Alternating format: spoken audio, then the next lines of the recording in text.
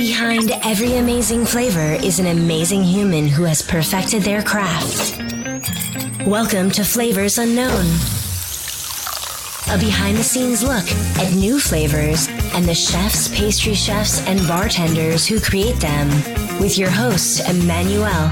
Hey there, welcome to episode number 33 of my podcast, Flavors Unknown, where I interview Chef Harry Cameron from MUSE and Grandpa Mac, both located in Delaware. I am your host, Emmanuel Roche. Thank you so much for listening today. If you are new to the show, I have been in the food industry for more than 20 years, both in Europe and in the US.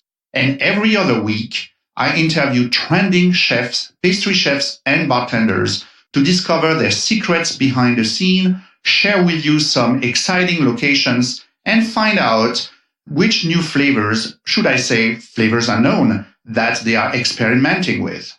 My website is flavorsunknown.com. Last week, my guest was the 2 Michelin star Chef Gabriel Kreuter in Manhattan, and you can find the show notes on the episode page of the website. Make sure to subscribe to the show, as you do not want to miss any future episodes that are coming out soon. If you are on Instagram or Facebook, you can follow us at Flavors Unknown.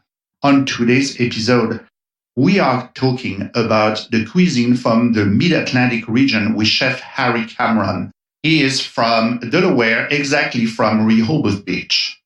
He has been 3-time James Beard Award nominee and Rising Star 2018 by Star Chefs. In fact, this recording was done back in October during the International Chef Congress from Star Chefs in Brooklyn, New York, where Chef Harry Cameron did a hands-on workshop on fermentation and a series of demos at the Still Light booth. So hi, Chef. How are you? Good morning. How are you? I'm very good. Thank you. It's early here at Star Chef ICC in Brooklyn, but thank you very much for being on Flavors Unknown. I appreciate that. So happy to be here for sure. Thank you. So you got the James Beard Rising Star, Chefs in 2013, then Best Chef Mid-Atlantic in 15 and 16, and you earn a Star Chefs Rising Stars Award in 2018. So obviously you have your flagship, like the restaurant Amuse, but I was intrigued that you have 2 fast casual restaurants called Grandpa Mac that you have opened with your brother. So what was your motivation behind that concept?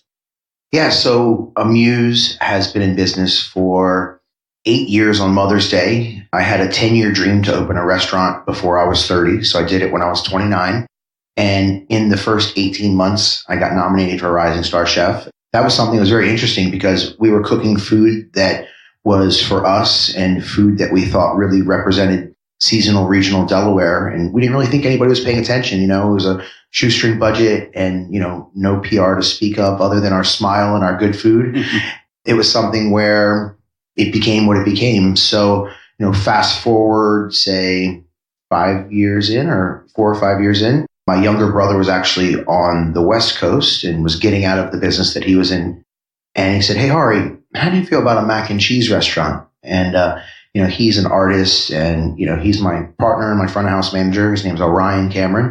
And I said, I don't know. It could be quite heavy and we're at the beach. Is it the right move? And I said, well, let me think about it. So I thought about it and I looked at where businesses in this country are going and what the American diner, what people want. And it's like, I said, if we can make everything from scratch, if we can keep integrity in the food, if we can keep the price point where a family and an everyday person could eat it and it's something they could enjoy, it could be something I could get behind. So I started looking at it and then I was, I always wanted to get a pasta extruder. I'd used them before, but I'd never owned one. So I, purchased a pasta extruder. So at Grandpa Mac, we make all of the pastas in-house and fresh pasta is great. I do work now for Arcobaleno Pasta Extruding Company and I've helped shoot their training videos and done different things with them. But, the fresh pasta cooks in 2 minutes, minute and a half, depending on the noodle. And we can sauce it and we make everything from scratch and we serve a food. We have panini sandwiches and salads and soups. So, it's still, and the guest can really choose what dining experience they want. If they say, okay, I take this pasta, this sauce, this, and they can make it how they want, or they can have preset pastas. And we do tomato sauce and pesto and roasted garlic oil and cacio e pepe Alfredo style sauce and some. So it's fast, casual, but it's not fast food, correct? It's quality food. And that's it. It doesn't, if you think you're going to get it, there's no drive-through. You order at the counter and we get a number and we bring it to you. And we're doing real cooking. So it's not instant, it still has, it's homemade pasta. So it has integrity and soul. And, those are the foods that, my father was a hippie setting up meditation centers. Mm-hmm. My mother was a server at the time. Now she's a physical therapist. But at the time, the spaghetti dinner, the pasta was a go-to for us. And it's kind of comfort in the right way, I think. Okay. So, but is it an homage to your grandfather as well? So my great-grandfather, his name was Mervyn Cameron McCurdy. Okay. He lived till he was 97 years old. He was a postmaster in Fair Lawn, New Jersey. And he was our Grandpa Mac. He was our Grandpa Mac, McCurdy. And since he was such a generous person, he was giving to Planned Parenthood in the 60s when it first started. Amnesty International, World Wildlife. He was always giving he built the park in the town and he was so generous. So we thought we'd pay homage to him. We thought we would honor him. Mm-hmm. So my younger brother, being the artist, he actually drew a logo, which he said, it looks kind of like Grandpa Mac and looks kind of like me. So he was such a generous person. We thought it only fitting that. So at Grandpa Mac, we serve the food that is helpful. We have one pasta machine dedicated to gluten-free pasta production. Mm-hmm. So all of our sauces are made gluten-free by design.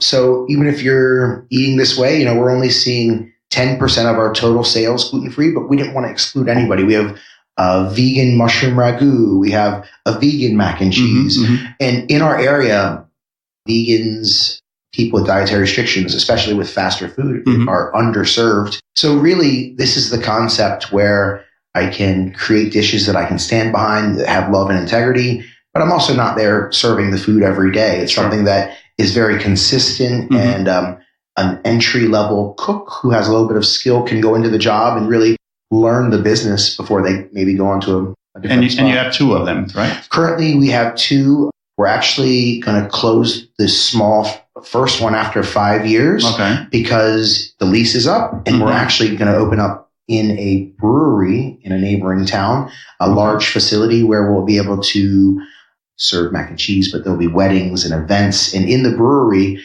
it is great. We have a really great opportunity. And, we had a lot of ambition to grow very quickly in the rate that we put them up. But at the end of the day, my little brother has a 2-year-old, almost a 3-year-old daughter, and I have a 4-year-old and a newborn. So it's kind of like we don't want our quality of life to suffer. So it's kind of like after these years, we're approached often, but if it doesn't make dollars, it doesn't make sense. Sure. And location's important, and it's good. It's kind of like we'll probably do the next one next year, and then we'll keep rolling them out from there. So, is the ambition to turn it into like a franchisee? So the franchisee structure kind of scares me. To take our hands off of it that much. Like I said, there's a lot of real cooking there, and it's hard to set those things. So who knows down the road what it would be? I think we're going to be owning multiple units before we look at any kind of partnership or, who knows what happens. And outside of Delaware? Outside of Delaware. I think that when we look at the model of where, we compare ourselves to kind of that, Panera price point and kind of the Chipotle accessibility, and we look where they've built and where they've been successful. DC is a really great market for that. We're very centrally located in the Mid-Atlantic. Philadelphia is close by. So we've looked at spaces in Philadelphia. We've been approached by a lot of things. But again, I think smart growth is best. So let's talk a little bit about amuse. On the website, we can read like a place for guests to come to enjoy a taste of progressive Mid-Atlantic cuisine. So Mid-Atlantic, locally grown, so it seems to be essential of everything of what you're doing at amuse. So can you explain to us what it represents to you and why is it so important? Many years ago when I was cooking before farm to table became to be the buzzword coin catchphrase of everything. We were cooking from our farmers because that was the best product we could find. It was like the most beautiful things, and working with people who really cared about the things they were growing. And Delaware has some really old rural pockets, but it also has some really new sections as well. And where we're located is we're flanked by all this beautiful farmland and the Atlantic Ocean. So yeah, what I always want my food to be is, no matter how progressive it is, I always want it to be grounded in the mid-Atlantic, but seasonal and regional. I think those things are the most important. Our menu changes often as a fisherman, a farmer, as inspiration comes. It changes as products come in. We're developing things. So it's hyper seasonal. Yeah, those things are important. I guess the progressive aspect is Delaware is such a small state. It was the first state. And when you can't really find Delaware recipes, I've gone into historical societies and looked at things, and our cuisine has always been very closely related to New Jersey, Philadelphia, Washington, D.C., Maryland, and Virginia. We really can't speak of Delaware cuisine, but we can speak of the cuisine of the Mid-Atlantic. And our Mid-Atlantic is influenced by, it's not Southern cuisine and it's not Northern cuisine. It is Chesapeake Bay, but then we can go up to Philadelphia. We have wonderful pastures. So, we have such beautiful product and beautiful things to highlight and feature. That's really what we try to do. Okay. So we hear a lot at the moment, in the US, that there is a revival, of the South. Do you think that there's, the same phenomenon for Mid-Atlantic? I think so. The Southern revival's been in the eyesight of the chef and in the eyesight of the masses for a while. We speak of Southern food.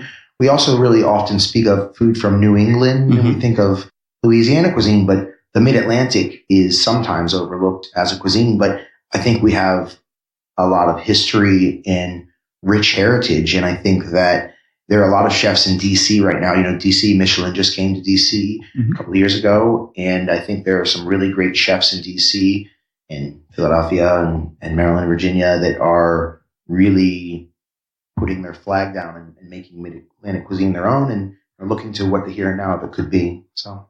And how would you define the staples, about the cuisine from Mid-Atlantic? What are maybe the key ingredients, the key maybe recipes as well? Yeah. So when we look at the Mid-Atlantic, we really are looking again at the waterways that we have, the Chesapeake Bay, the tradition of sitting around a table, steaming a big pot of crabs with Old Bay or J.O. seasoning, drinking some lighter beer, eating corn, the staples of the summer.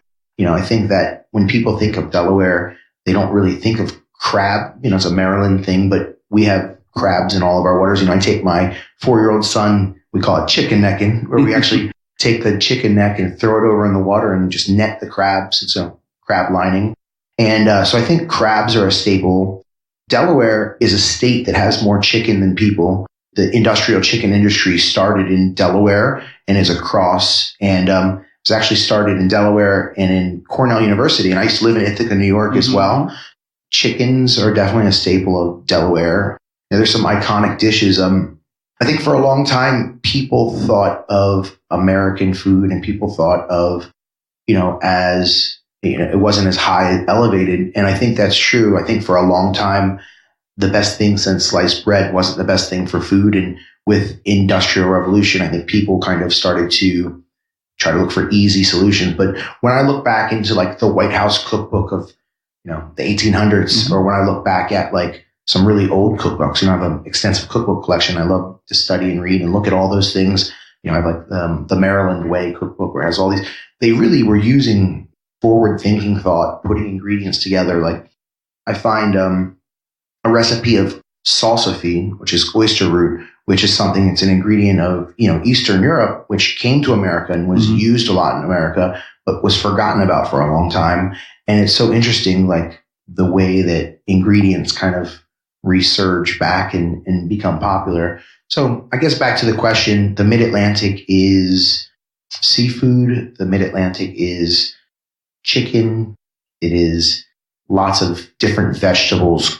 I think we think of New Jersey tomatoes, Delaware tomatoes, corn, it's a fun thing. Also, I think we think of like since the beginning of the country, how food was preserved. And now as a modern chef, I'm taking a lot of like the fat and the roux out of things. I guess fat is a tool for flavor. So if you're using it well, it's fine. But, back in the old days, a lot of these old recipes I see have a lot of flour and butter and things that aren't necessary, things that kind of get in the way of flavor.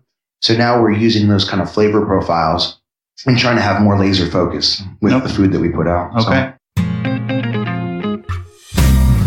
Being a progressive, chef, as you define yourself, how do you balance this mindset and this interest for like the new techniques and the new ingredients that you have, and the fact that you have to adjust your menu to please your consumers and you want them to come back? So when we first opened the restaurant, we were very progressive. What does that mean, very progressive? Yeah, so we had 5 different sections on the menu with small plates, and we were cooking food that was maybe some things more abstract and deconstructed in profile. And we wanted the guests to create their own tasting menu by ordering down the menu. Yeah. Now we're in a place where for half the year, we're inundated with people from everywhere. And it's a great thing. It's a beach town, we're a block from the ocean. And then the rest of the year, it becomes a small town again. So it was great. It was a great thing, but we quickly had to listen to our guests, and we had to go to a standard format, after about a year, because people are like, a lot of them, the feedback we're getting is they just wanted an entree, a big plate, and they wanted to go out and do whatever they're doing with their nightlife or go out on their day. Were you conflicted with this? I was very conflicted. Person? It was difficult. I was young, and I was, the young person wants it the way that they want it, and they want to impose their will on it. But so how I did it, I said, okay, then we're going to offer a 5 and a 7 course tasting menu, so that guests can, if guests going to come in, have a glass of rosé, eat some cheese, they can do that. They can sit at the bar and do that. But if they do want a full tour of the seasons, if they want we can do that as well. So that was kind of my compromise. I still was able to cook food, which was, in Delaware, there's a lot of people, we have a lot of people who come in from DC and New York and who are used to food which is manipulated, ingredients that maybe aren't as common, but we also have a lot of people who are not those type of diners as well. And I think as a chef and being somebody who's in hospitality, we need to find the best way to make people happy and take care of them. Whether we need to kind of meet them where they are. But I think that when people come into a MUSE, they know that they can always find something that maybe they didn't think about, or a twist. Or I think my food is very grounded in American cuisine. But then again, today I'm going to give a workshop where we're going to make pickles. Pickles are very American. We're going to use dill flavor profile. It's going to be a lacto pickle, but the way that we get there is a little different. We're going to actually I've been doing a lot of research on the spent beer grain since we're opening up in a brewery, and we're going to do a traditional Japanese pickling bed called nukudoku, a nuka bed, and we're not just going to do it out of rice bran. I don't have rice bran everywhere. I mean, I have a lot of rice bran as well, but we're going to do it out of spent beer grains, and we're going to use beer. So when the guest receives this pickle, it tastes like a pickle. Maybe it's more complex. It's very crunchy and soft and nice. But our technique to getting there is more of a global technique based in Japanese traditions. But, we do a lot of fermentation, and we've been doing it for many years. Growing up, my chicken noodle soup was miso soup from my dad. And it's interesting when you're doing things because you think they're delicious. Last year, the Noma fermentation book came out, and I was like, wow, we've been doing this for a long time. It's nice to be on the upswing of a trend of something we just thought was delicious and, get there. So I guess that's the way we're doing it. Okay. This dish that you're mentioning, this pickle, do you have that in your tasting menu? This is something you offer at MUSE? Or? So when we do the tasting menus at MUSE, we ask each guest 3 questions. We say, what do you love in season? Because we can surely highlight that. Do you have any allergies or intolerances? Because first rule is do no harm. We don't want to hurt anybody. Sure. And the last thing is there anything you'd rather us stay away from? So in the restaurant, we can be doing 5 tasting menus and they can all be different. And it definitely adds to the complication, but some of the dishes are riffs off of proteins or things that are on the menu. Other things are concepts that we've just perfected and kind of the new things that we're working on and very excited about. Some of the dishes, if you say I'm a vegan, now everybody at the table has to pick the same tasting menu. But if we do 7-course tastings of vegan, or we can do all meat or all seafood or no dairy, or there's a vegan no oil, which a doctor, Dean Ornish, is prescribing people for their health. It's really hard to cook without oil, for myod reaction, for browning, for things. But I'm a smart enough chef where we can do it. We can make vinaigrettes that are sols with xanthan gum that have no oil, but really beautifully coat the lettuce. Or I have this technique where we take a little bit of white soy sauce and steam with a little bit of water the vegetables. And as it reduces down and caramelizes and helps to brown the vegetables, you can spray the grill and let the oil burn off and then grill things dry and raw courses. So those are the things that we can do for tasting menus. And when we get whole lamb in, the tenderloin is like this big, or the cheeks are this big, and there's only 2 of them, but we can feature those things on a tasting menu and make 4 people, 6 people happy, as opposed to just not having them on the menu. So it allows us to use... It's a lot of logistics in the background, though, for you. A lot of logistics. As soon as the order comes in, we talk to the server. We have a blank piece of paper. We talk to the server. We say, how's this guest? What do they like? A lot of times people say green light, go, chef's choice, dealer's choice, whatever. Other times people are very specific on what their likes and dislikes are. And we call it, we call it for the stations, it's like, okay. And then say maybe the front hotline's getting really beat up at the time. Then I can say, okay, backline, we're going to call this crudo tartare dish for the first course, as opposed to doing something just lightly cooked for the first course, energy-wise. So it allows me to, and my sous chef, to have a lot of flexibility. Sure. Sometimes I come up with the best dishes improvisational jazz style. The things that I'm thinking about, like, oh, where did that come from? I don't know. And it'll be things like, okay, I'm going to write this down because we'll use those things again. Other things, they're flavor combinations or dishes that I've used for many years in a rethought way. It's like we're discovering some new flavors and some new technique, but every year I look forward to green things in the springtime and like sun energy in the summertime and like the transition of fall where you still have some summer ingredients, but then you're getting squashes and root vegetables and density. And then in the wintertime, we're using more of our pickles and ferments. And, when I first opened up, I was more militaristic about the only using ingredients in our food shed. Now it's more about sourcing the best things that I can and making the guest happy. We always use citrus.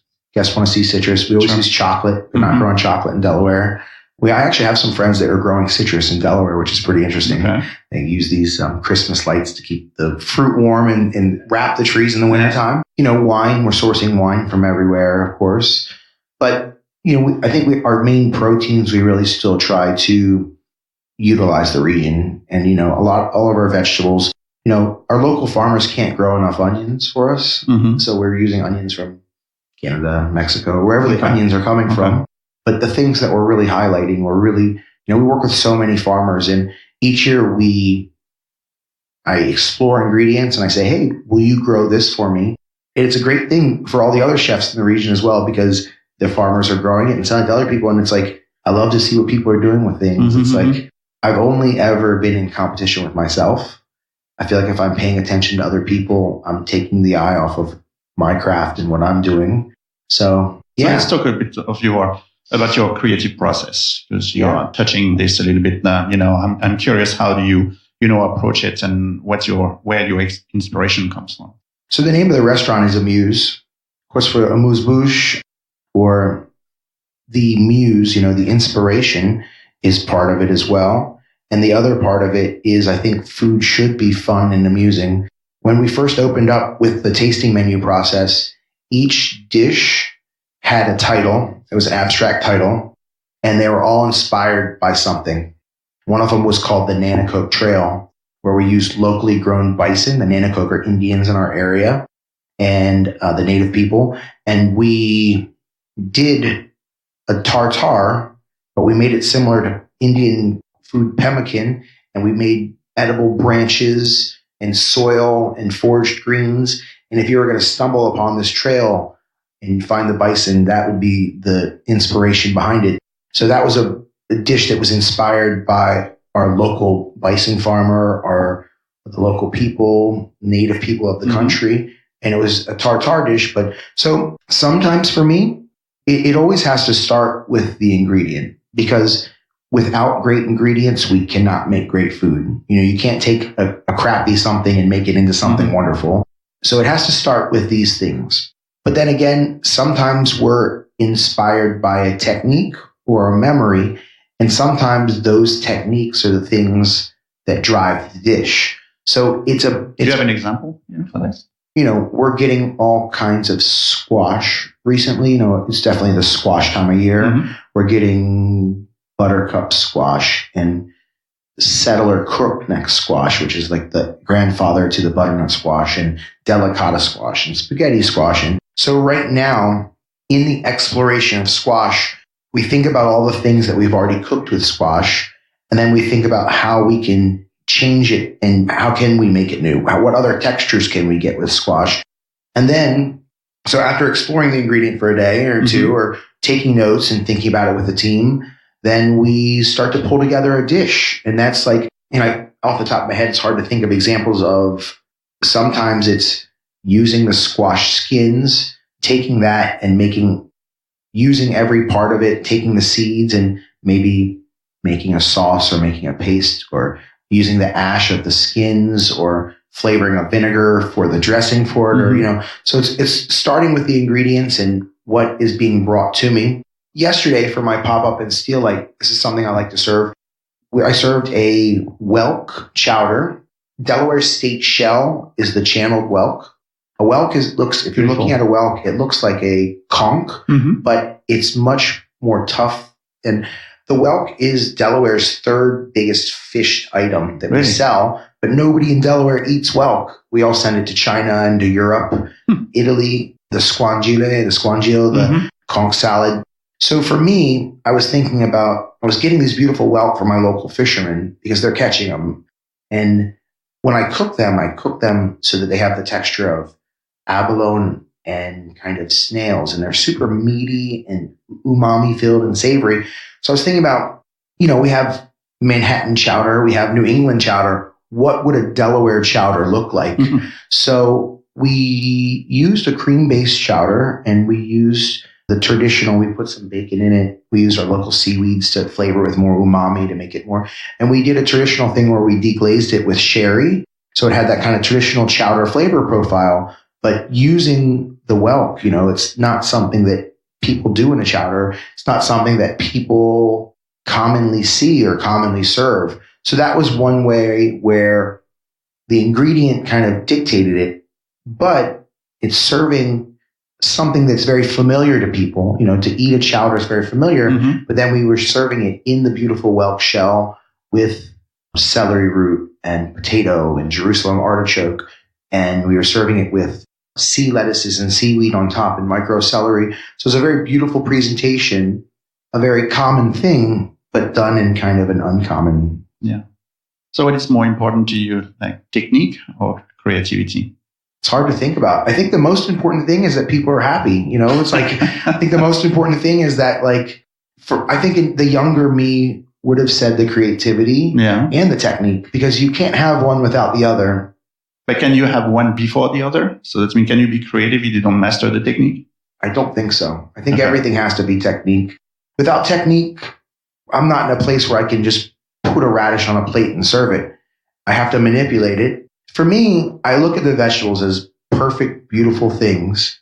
And how can I not mess that up? How can I deliver it in its peak of flavor? And how can I present it in a way where the guests will enjoy it and really get a sense of what it is?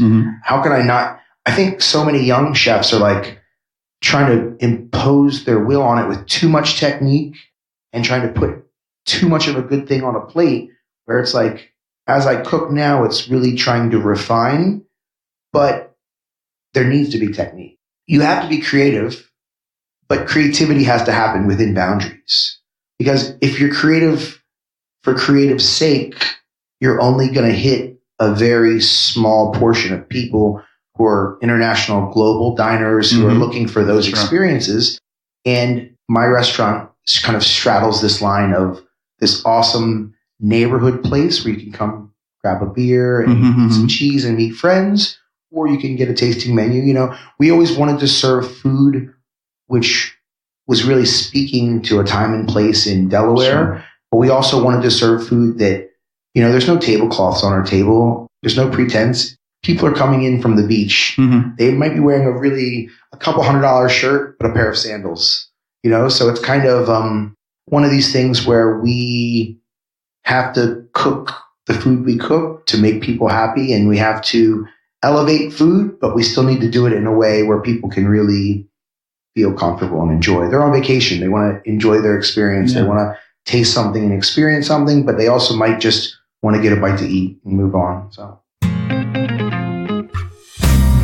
So let's go back in time a little bit. I'm curious, what compelled you to become a chef? I am dyslexic and ADD. I always worked in kitchens and restaurants. From a very young age, I've always been aware of food and culture and the importance and significance that it's had on people. Some of my earliest childhood flavor memories are vegetarian Indian curries. We were meditating on ashrams in front of gurus. My dad was a vegetarian. And I remember, you know, I can very clearly remember the first time that I ate sushi in Ithaca, New York. And I remember, I was in like 6, 5, 7, you know, and I can clearly remember the Tobiko caviar popping in my mouth and like how foreign it was to eat this cold fish dish and the flavor. And I can clearly remember the first time I ate an Ethiopian meal where I sat down on the floor and they gave us this injera and they plopped this food down in front of us. And I remember, that's an interesting place for a chicken bone. That's a weird place for an egg. Those raisins are really sweet and savory with it. So I've always been aware of food. When I got done with high school, you know, I did what you're supposed to do, which was to go to college. I went for a semester for business and communications. And I just wasn't in the right place of my discipline or my learning. I just wasn't in the right place to do it. I was working at outlets. Of course, in the beach, we're in hospitality. Then I was going to rave clubs. I actually got in trouble with the law. I got caught with 100 pills of ecstasy. I got set up. You know, I had more ambition than I had intelligence. And I had to do a 6-month incarceration jail boot camp. I just had turned 18. It was 17 turning 18. And when I got done with that, I was like, man, I'm smarter than this. I have more energy than this. I'm more talented than this. You know, I need to do something productive with my life, you know, and I didn't know what I wanted to do. So again, I kept working. At first I was in the front of the house and I worked in restaurants, kitchens. I was always aware of food. I was always aware of garden. You know, we always had gardens. We always had. So I was a server and they said, oh no, the pantry person isn't coming in tonight. Garmager is not here. Can you make salads? I said, yeah, of course I can make salads. You know, I've cooked in restaurants my whole life, you know, and I started doing it. And I was like, I was the kid who was like playing with his Skittles growing up, making beautiful patterns with them. And I've always been very good with my hands and I've always been good with my mind in like figuring out puzzles. And I started plating these salads. And I said, hurry up. You're plating them too slowly. Stop making love to food. And I said, all I want to do is make love to food. So in the end of the day, it was like, I didn't find cooking. It refound me. Okay. And it grounded you, I guess. Yeah. And I started doing it and I was like, wow, I'm naturally good at this and I enjoy doing it. Working in kitchens as a young person was great. It's like, I'm on a pirate ship. I got scurvy knaves around me. We can play with knives and fire. There's lots of women and booze and late nights. So it was a very fun thing for me to do in that way as well. And I really enjoyed the work. So I came up through kitchens very quickly. By the time I was like 24, I was a chef and I was managing lots of money and I had learned all I could on my own from teachers and mentors. I read all the books. I cooked through every recipe. And then I said, okay, now I need to go to culinary school. So I went to Walnut Hill College in Philadelphia, where I graduated amongst the top of my class while working 8 days a week, living in Delaware, opening a restaurant in DC, traveling for 2 years straight, working every day. And at the time I was like, wow, this is a lot of traveling. It's a lot. But the teachers stopped calling on me because I knew all the answers. So I became a teacher's aide. I helped my students around me, because that's what a good chef does. A good chef is like teaching people that are around them and helping other people realize their goals. And really that process of culinary school, I already knew how to make, I already knew how to deglaze bones. I already knew how to make, I'd already mastered a lot of those techniques, but it taught me the discipline of, as an owner of businesses and as a father, I just go all the time, and it kind of helped me set that up, and it helped me set that, that's the discipline you need as a chef. That's the discipline you need to, when you get done with work, you might not want to write that email. You might not want to write those recipes. You might not want to do that consulting job or write this creative thing, but if you don't do it, it won't get done. Sure. And you just got to keep pressing on. So culinary school was a great, I went to Philadelphia. I grew up in Washington, D.C. and New York City, but Philadelphia was the town where I spent the most time as a mid-20s person. Philadelphia is near to my heart. I have a lot of friends who are chefs there now.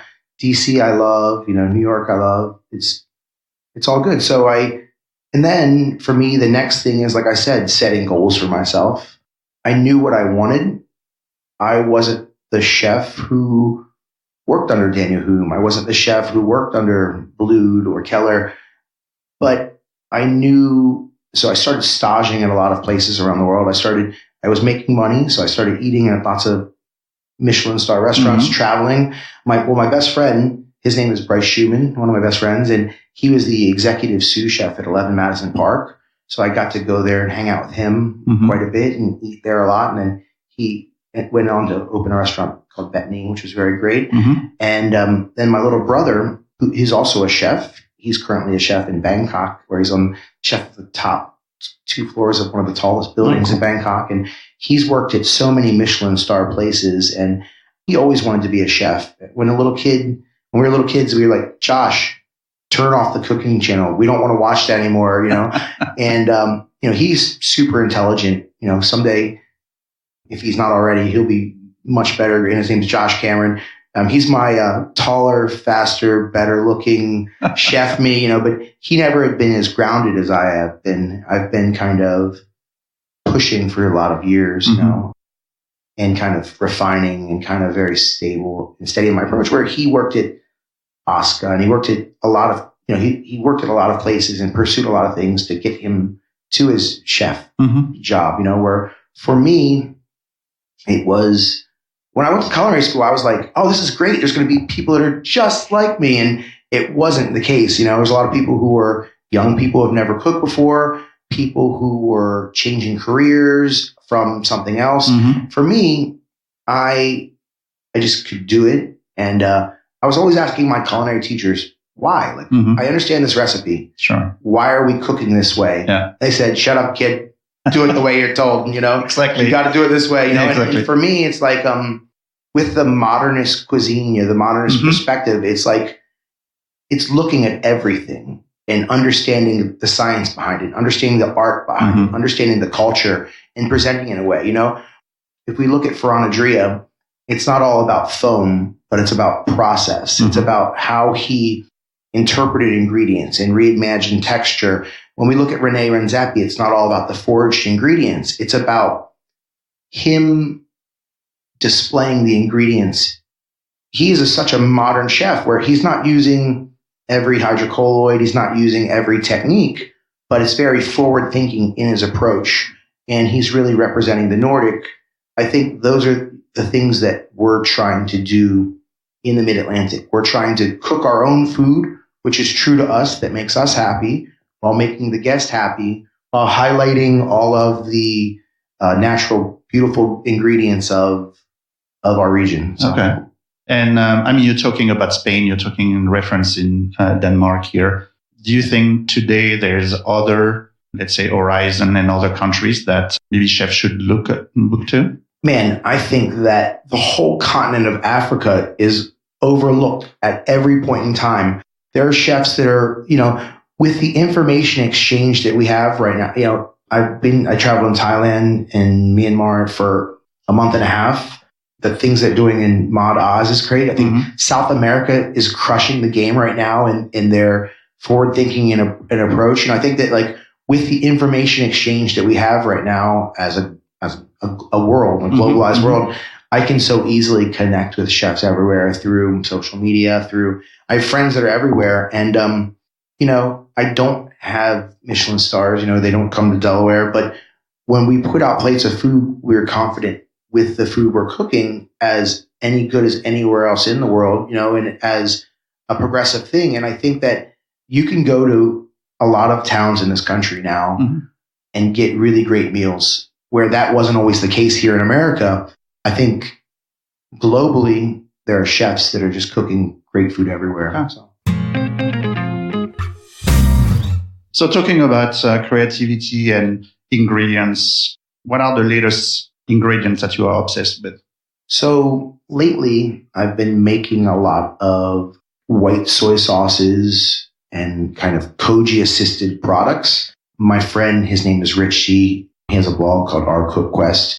For a couple of years now, and also Jeremy Umansky, they're building this kind of koji community. I really like savory, and I try to find savory things that are high in glutamates, naturally derived from seaweed or mushrooms or things. But, I've made these white soy sauces where I koji inoculate them. And, I don't want it to taste like Japanese food. I don't want it to be that type of soy. But when you add a couple of drops of, garum, or, this is such old technique from ancient Rome or China, Japan, that area, that when you add a couple of drops of that, it really kind of deepens the food in umami and makes it so. I think umami obsession is an interesting thing for me. Every time I have, a guest on the show, I ask them about a suggestion for like a home cook. There's a lot of foodies that are, listening to the podcast. And I thought that I would ask you because of Grandpa Mac, maybe how would you suggest to make for a home cook to make like a gourmet mac and cheese? What kind of spin would you suggest to? So you can get fresh pasta from so many different makers right now. Even if you don't have a home extruder, it's pretty easy to get fresh pasta. Yeah. So I think you start with the pasta. If you're using dry pasta, that's fine. I think there's a place for that as well. Next thing I think is thinking about your cheese selection. I think that you need some depth in your cheese. So using a couple different cheese, depending on if it's white or yellow. I think Gruyere adds some really nice nuttiness. I think that, Fontina, some depth, so really understanding your cheeses, white cheddar, of course, some different ages on things. It's kind of the classic. And then I don't think flour is needed. I think that if you are a home cook and you use sour salt, it's called sodium citrate, or, there's different things that are like that. You can make any cheese into the perfect melting consistency, like Velveeta, like the perfect mac and cheese. So you use 9 to 12% of that by total weight of cheese. I think you need some acid in there. Some people use mustard as their acid. Some people use, I think using an alcoholic cider would be nice, kind of like doing a fondue play, or I think that using a beer would be interesting. So I think that when you can add a little acidity to help cut through the fat, the mustard's nice because it adds that kind of spice as well. Tabasco's nice. Tabasco's a vinegar-based hot sauce, so of course it has that kind of brightness that you're looking for. Nutmeg would make it more, the Italian bechamel, like the kind of, but not needed. Any spices you want. So I think that a nicely dressed pasta is like a nicely dressed salad. You don't want too much dressing. You eat a salad, you don't want it to be soggy. When you're making pasta, you want it to be nicely sauced and kind of evenly coated. Understanding the consistency of your sauce. And you don't need to bake it, or you could bake it. If you're a home cook, I think one of the best mac and cheeses you can make is cacio e pepe. I think that if you have some Parmesan, if you have olive oil or butter, pasta water, and black pepper and a good pasta, I think that if your emulsification technique is good, you can make a beautiful, it's not mac and cheese, but it's so simple. It's really all about the emulsification. You cook your pasta. I like a nice toasted pepper, which I'll toast it in the pan. Then I'll add some pasta water, kind of let that infuse. Then add maybe a pat of butter and a little bit of Parmesan. And then Parmigiano Reggiano, the king of cheeses, super umami, super depth and flavor. Then you add your pasta to this, maybe slightly al dente undercooked. Yeah. Then you're maybe adding more cheese, and then you're looking at your pasta water and you're really tossing it. And you're creating this kind of stranular emulsion with the starchy pasta water and the cheese. And it just creates such beautiful, so simple, but this beautiful sauce that coats your pasta. And thank you. That's mac and cheese to me. Absolutely. I'm going to try that for sure. So, Chef, I'm looking at the time, and we have been, or you have been talking, for a while now. So I have to be conscious of your time as well. I just want to finish with rapid fire questions, if you don't mind. So I know that you're reading, you mentioned a lot of cookbooks. So what are your maybe top 2, top 3 reference cookbook that inspired you the most? So when you're looking at cookbooks, the Flavor Bible, Page and Dornberg, I think that's essential for any cook, young cook, old cook. I think that's just such a great book. Le Russe Gastronomie. I think that when you're looking at classics, you need to understand technique and understand we can't know where we're going if we don't know where we've been. Yeah. I think if you're talking about the classic cookbooks, you're talking about the French Laundry Cookbook. Yeah. That was the cookbook, which was the cookbook, when a lot of chefs talk to me about that. It was one of my first cookbooks I owned. And when I learned about the French Laundry Cookbook, chinoising your sauce 40 times as it's going from pot to pot, all of the precision of the technique, Chef Thomas Keller took American food, which was French based, and was really the premier American chef who the world started being like, maybe those Americans aren't all just greasy spoons down over there. Okay. Kitchen pet peeves. What drives you crazy in the kitchen? Unconscientious sloppy work. When a cook has the towel on their station, which they just use, and they just drop the towel down instead of having it nice, dull knives, bad attitudes. It's like we're all doing a job. It can be as stressful as it wants to be, but I've never been this yelling chef. Like if I yell, people will really take notice, because if you don't yell, if you do and when you do, people will really, I need to pull people aside and say, hey, bud, we're all working hard here. You got to do better. It's one thing, but you can't teach attitude, and everybody has things that are shitty that are going on in their life, but it's kind of like you can check those things at the door and you can deal with them. But when you come to work, come to work. Okay. You said once that working in the kitchen is like running a marathon. So how do you get ramped up for service? So I'm really ADD. I'll ramp up for service. Sometimes I'll go down and take a walk and look at the ocean really quickly just to kind of clear my head. I work long hours, so it's kind of like I can go do that. We listen to this one sometimes. We listen to music sometimes when we prep. There's a Girl Talk Night Ripper, and it's kind of like workout music we'll listen to right before service to kind of get pumped up sometimes. That happened. Big nights especially. I guess communication with everybody, going around to everybody and saying, how are you doing? Making sure everybody's on the same page, make sure everybody has what they need. And meditation, grounding myself, taking 5 minutes and just like breathing and being still. So when I open my eyes again, I can go back clear and focused. What's your top food travel destinations? Man, I'm in one of them. New York City is killer. Yeah. New York City has everything. And we're not just talking about Brooklyn or Manhattan. There's great food everywhere.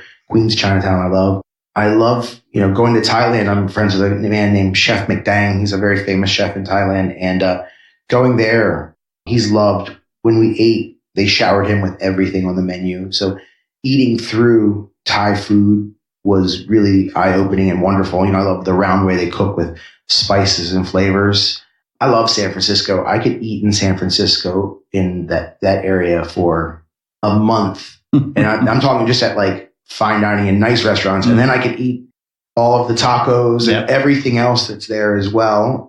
I went on my honeymoon to Vancouver, British Columbia, and we stayed at a place called the Sook Harbor House. I think that was awesome. Yeah. There's DC. I go to DC often, Philadelphia often, have friends there. I don't know. There's great food everywhere. Last question. What's the worst dish you ever created? The worst dish I ever created. Let me think about that. I create the worst dish I ever created often. It just doesn't get served, It's like the worst dish I ever created. Let me think about it. It's hard to think about fails, It's like the things that we should pay the most attention to. Yeah. But we thankfully forget them. I think I did a tripe and oyster dish one time that I tripe and oyster. It was from the White House cookbook, and I made this beautiful tripe terrine, which I sliced, and then I used oysters and emulsion, and I thought it was delicious, but nobody else did. So to me, it still had value, but it was like, yeah, nobody's ordering that. But it was all good though. Okay. It was inspired, but maybe not by the right thing. So. Okay, Chef. Thank you so much for being a guest on Flavors Unknown. I really appreciate it. Thank you. Honored to be here. Cheers. Thank you. I have to say, after recording this episode with Chef Orion Cameron, I am ready to jump in my car, drive south to Cape May, take the ferry, and get to Rehoboth Beach. If you like this episode, please share it with a friend or a colleague, as I always welcome new listeners to the show. My website is flavorsunknown.com. You will find the show notes of this episode on the episode page. Please, please, please subscribe to the show and follow us on Instagram and Facebook. On the next episode, I will have Chef Brother Luck from Colorado City on the show. I'll see you in 2 weeks. And until then, remember, people who love to eat are always the best people. Thanks for listening to Flavors Unknown. If you enjoyed this episode, be sure to leave a review. Find the show notes at flavorsunknown.com. And if you want to join the Flavors Unknown community, search Flavors Unknown on Instagram and Twitter.